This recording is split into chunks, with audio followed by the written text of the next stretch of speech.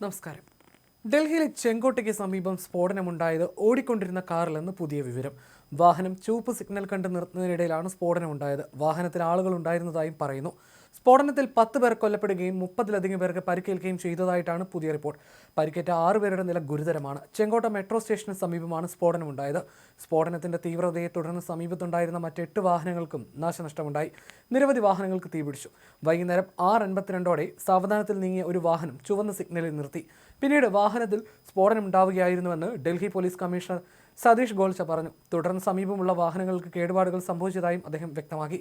FSL, NIA ഉൾപ്പെടെ എല്ലാ ഏജൻസികളും ഇവിടെയുണ്ട്. സ്ഫോടനത്തിൽ ചിലർ മരിച്ചു, ചിലർക്ക് പരിക്കേറ്റു. സ്ഥിതിഗതികൾ നിരീക്ഷിച്ചുകൊണ്ടിരിക്കുകയാണ്. ആഭ്യന്തരമന്ത്രി ഞങ്ങളെ വിളിച്ചിട്ടുണ്ട്. ഇടയ്ക്കിടെ അദ്ദേഹവുമായി വിവരങ്ങൾ പങ്കുവെക്കുന്നുണ്ടെന്നും അദ്ദേഹം പറഞ്ഞു. സ്ഫോടനം അത്രയേറെ തീവ്രമായിരുന്നു. ഭൂമി ഇടിഞ്ഞു താഴുന്നതുപോലെ തോന്നി. മരണത്തെ മുന്നിൽ കണ്ടുവെന്ന് ദൃക്സാക്ഷികളിൽ ഒരാൾ വിവരിച്ചു. സ്ഫോടനത്തിൽ സമീപത്തെ തെരുവിളക്കുകളും തകർന്നു. ആളുകൾ ജീവനും കൊണ്ട് ഓടുന്നതിനിടയിൽ പരസ്പരം ഇടിച്ചു വീഴുന്ന കാഴ്ചയായിരുന്നുവെന്ന് അദ്ദേഹം പറഞ്ഞു. രണ്ടാമതൊരു സ്ഫോടനമുണ്ടാകുമോ എന്ന് ഭയന്നതായി ദൃക്സാക്ഷി വെളിപ്പെടുത്തി. മറ്റൊരു ദൃക്സാക്ഷി പറഞ്ഞത് ഇങ്ങനെ: ഞാൻ എൻ്റെ വീടിൻ്റെ മുകളിൽ നിൽക്കുകയായിരുന്നു. പെട്ടെന്ന് വലിയ ശബ്ദത്തോടെ ഒരു സ്ഫോടനം കേട്ടു. താഴേക്ക് നോക്കിയപ്പോൾ നിലത്ത് നിന്ന് വലിയ തീജ്വാലകൾ ഉയർന്നത് കണ്ടു. എന്താണ് സംഭവിച്ചതെന്ന് അറിയാൻ ഓടി താഴേക്ക് വന്നു. സ്ഫോടനത്തിൻ്റെ ശക്തിയിൽ എൻ്റെ വീടിൻ്റെ ജനലുകൾ പോലും ശക്തിയായി കുലുങ്ങിയെന്ന് അദ്ദേഹം പറഞ്ഞു. വൈകുന്നേരം 6:55 സ്ഫോടനം സംബന്ധിച്ച വിവരം ഡൽഹി അഗ്നിശമന വകുപ്പിന് ലഭിച്ചത്. ഉടനെ തന്നെ 7 ഫയർ എഞ്ചിനുകളും 15 ആംബുലൻസുകളും സ്ഥലത്തെത്തി. തീ അണയ്ക്കുന്നതിനിടയിൽ സമീപത്തുണ്ടായിരുന്ന 5ഓളം വാഹനങ്ങൾ പൂർണ്ണമായും കത്തി നശിച്ചു. സ്ഫോടനത്തിന് പിന്നിൽ ആസൂത്രിത നീക്കമുണ്ടെന്ന് തന്നെയാണ് വിവരം. ഭീകരാക്രമണം എന്ന സംശയം നിലനിൽക്കുന്നുണ്ട്. രാജ്യതലസ്ഥാനത്ത് മണിക്കൂറുകൾക്ക് മുൻപ് നിരോധിത സംഘടനകളുമായി ബന്ധമുള്ള അന്തർസംസ്ഥാന തീവ്രവാദികളെ പോലീസ് അറസ്റ്റ് ചെയ്യുകയും 2900 കിലോഗ്രാമിലധികം സ്ഫോടക വസ്തുക്കൾ ഉപയോഗിക്കുന്ന അമോണിയം നൈട്രേറ്റ് പിടിച്ചെടുക്കുകയും ചെയ്തിരുന്നു. ഈ വസ്തുക്കൾ ഉപയോഗിച്ച് രാജ്യതലസ്ഥാനത്ത് IED സ്ഫോടനങ്ങൾ നടത്താൻ പദ്ധതിയിട്ടിരുന്നതായി പോലീസ് അറിയിച്ചിരുന്നു. ഈ സാഹചര്യത്തിൽ ഡൽഹി അതീവ ജാഗ്രതയിലാണ്. സ്ഫോടനത്തിന്റെ മറ്റു കാരണങ്ങൾ കണ്ടെത്താനുള്ള അന്വേഷണവും പുരോഗമിക്കുകയാണ്. സ്ഫോടനത്തിന്റെ പ്രകമ്പനം 700 മുതൽ 900 മീറ്റർ വരെ അകലെ അനുഭവപ്പെട്ടതായി മറ്റൊരു സാക്ഷി പറഞ്ഞു.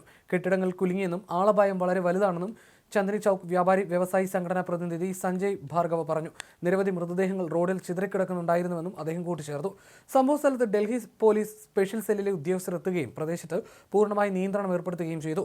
ചെങ്കോട്ട മെട്രോ സ്റ്റേഷനിലെ ഗേറ്റ് നമ്പർ 1, 4 എന്നിവിടങ്ങളിലേക്കുള്ള പ്രവേശനവും പുറത്തേക്കുള്ള പോക്കും നിയന്ത്രിച്ചിട്ടുണ്ട്. സംഭവത്തിന്റെ പശ്ചാത്തലത്തിൽ ഡൽഹിയിൽ അതീവ ജാഗ്രതാ നിർദ്ദേശം നൽകിയിട്ടുണ്ട്. ദേശീയ അന്വേഷണ ഏജൻസികളുടെ കമാൻഡോകളും സ്ഥലത്തെത്തിയിട്ടുണ്ട്. ഡൽഹി പോലീസിലെ സ്പെഷ്യൽ സെല്ലിലെ ഉന്നത ഉദ്യോഗസ്ഥരുൾപ്പെടെ നിരവധി പേർ സ്ഥലത്തെത്തി. ഫോറൻസിക് സാങ്കേതിക വിദഗ്ധരെത്തി അന്വേഷണം ആരംഭിച്ചിട്ടുണ്ട്. ലോക് നായക് ജയപ്രകാശ് നാരായൺ ആശുപത്രിയിൽ പ്രവേശിപ്പിച്ചതിൽ 10 പേർ മരിച്ചതായിട്ടാണ് നിലവിൽ സ്ഥിരീകരിച്ചിരിക്കുന്നത്. അതിനിടെ ഭീകരാക്രമണ സാധ്യത കണക്കിലെടുത്ത് മുംബൈയിലും അതീവ ജാഗ്രത പ്രഖ്യാപിച്ചിട്ടുണ്ട്.